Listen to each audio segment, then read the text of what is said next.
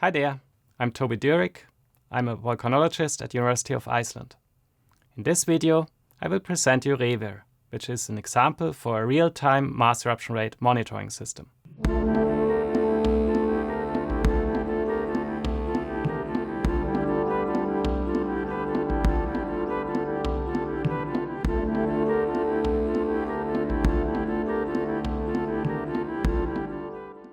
Why do we need such a system? In high concentrations, ash particles can be a serious hazard for airplanes.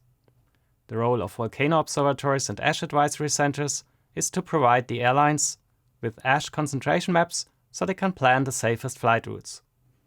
These ash concentration forecasts are produced by atmospheric ash dispersion models, which use the mass eruption rate as a key input parameter. What is therefore needed is a timely estimate of the mass eruption rate. This gap is bridged by systems like REFIR. REFIR is an open-source software and stands for Real-Time Eruption Source Parameters Future Volc Information and Reconnaissance System. It is also the Icelandic word for foxes. For real-time estimates, conversion from plume height to mass eruption rate has to be fast. Currently, complex 3D models need long computational times. This is why real-time monitoring systems use simpler models, which come with the price of large uncertainties, but require only few input parameters. Instead of relying on the single model, REFIR offers a suite of 6 plume models of different complexities. Let's have a quick look at these models, which are traditionally named after the first authors. Models of the first group are empirical models. They are based on observed data from past eruptions and use an empirical equation to link the observed plume height with the MER. REFIR uses 3 different empirical models, which are shown here. In contrast, numerical models are based on the theory of buoyant plumes. REFIR uses the simple numerical plume model from Wilson and Walker. All the models shown so far use plume height as main input parameter. None of them considers the plume's interaction with wind. This gap is closed by using more complex numerical models called explicitly wind-affected models. REFIR uses the models by Degruyter and Bonadonna and by Woodhouse. In these models, the center line height of the plume is used, not the top height. This difference becomes especially important for weak bent-over plumes. Note that wind-affected models depend implicitly or explicitly on wind speed and require weather data. By default, REFIR is configured for Iceland, but it can be used for monitoring any volcano on the planet. The main components are the Python scripts fix, foxy, and foxscreen. Fix is the command and control center of REFIR. Let's run it. REFIR has 2 modes, real-time monitoring or reanalysis mode. In this demonstration, let's stick to the real-time monitoring mode. On the right side, you can choose between automatic weather retrieval or manual entry. Let's select automatic retrieve, which means that the weather data is obtained from a downloaded forecast file. We close the window to continue. Now we are asked to specify the monitored eruption site. Let's select Grimsvötn. When closing this window, the download of the weather forecast starts and the wind and pressure profile is computed for a vertical axis above the vent of Grimsvötn. When this computation is done, the operation control board opens. Here you can control all settings and data streams processed by REFIR. For the initial settings, click on Set Model Parameters. On the right side, you can change the atmospheric parameters. Since we are running REFIR with automatic weather forecast retrieval, we can ignore this section. The same applies to the atmospheric conditions of the vent. Below, the magma density and temperature can be edited. Of particular importance is the section in the center. Here you see a list of all models used by REFIR. All models have their strengths and weaknesses. The philosophy of REFIR is to combine the strengths by applying case-specific weight factors. For example, a model that provides accurate predictions for a strong super-plinian plume might perform very poorly for weak strombolian plumes. If we trust the model more than others, we give it a high weight factor. By default, all models are equally contributing to the final estimate of the mass eruption rate. For this demonstration, let us keep this setting. We press the Update button and close this window. Another important menu is the control menu for the plume height sensors. Let's open it. In Iceland, we have 2 C-band and 2 X-band radar stations available that provide REFIR with plume heights via automatic data streams. Here we can check the distance between vent and plume height sensors and can assess the expected data quality. For example, we can see that the C-band radar in Keflavik is out of range. The red color indicates that data from this radar station won't be of reliable quality. However, the C-band radar in Ejecta and the mobile radar station ISX-1 are in fair range, so we can activate the auto streams of these 2 sensors. This is done by checking the boxes.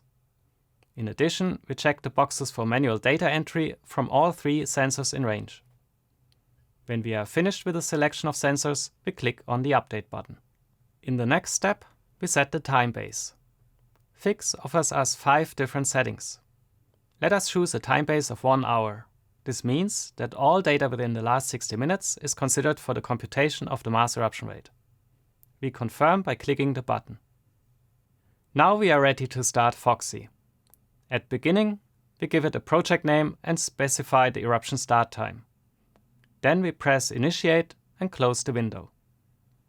Foxy runs now fully autonomously in a loop that always follows 6 main steps. In the first step, the observational data is gathered within the specified time base.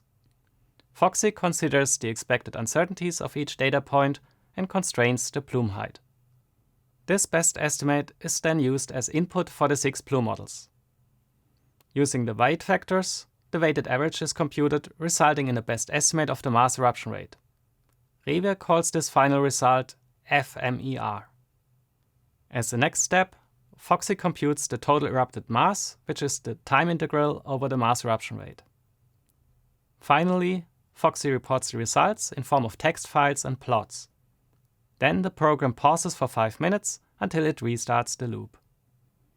While Foxy is constantly running in the background, the operator can use Fix at any point to change the model parameters and to activate or deactivate the auto streams. The operator can also add plume heights manually. For example, let us assume an aircraft is reporting a plume height between 5 and 6 kilometers. Then we enter the according values here and choose aircraft as data source. The time of observation is important and has to be specified as well. If you press the Update button, this dataset will be added to the list of plume height data considered by Foxy. To display the results on one screen, the operator can use the script foxscreen. When started, it asks for the project name. Then the overview screen opens. On the upper left corner, we see the location of the volcano and the location of the plume height sensors. In the upper center, we see the plume height, specifically the minimum, maximum, and best estimate. Note that these numbers are given in meters above sea level. In the status monitor on the right lower side, you can read the plume heights above vent. You can cycle through the different plume height views by clicking the button under the window. The bar plot on the upper right side gives you the number of datasets on which this estimate is based on. On the lower left corner is a plot with the mass eruption rates. In this view, the individual results from each model are given.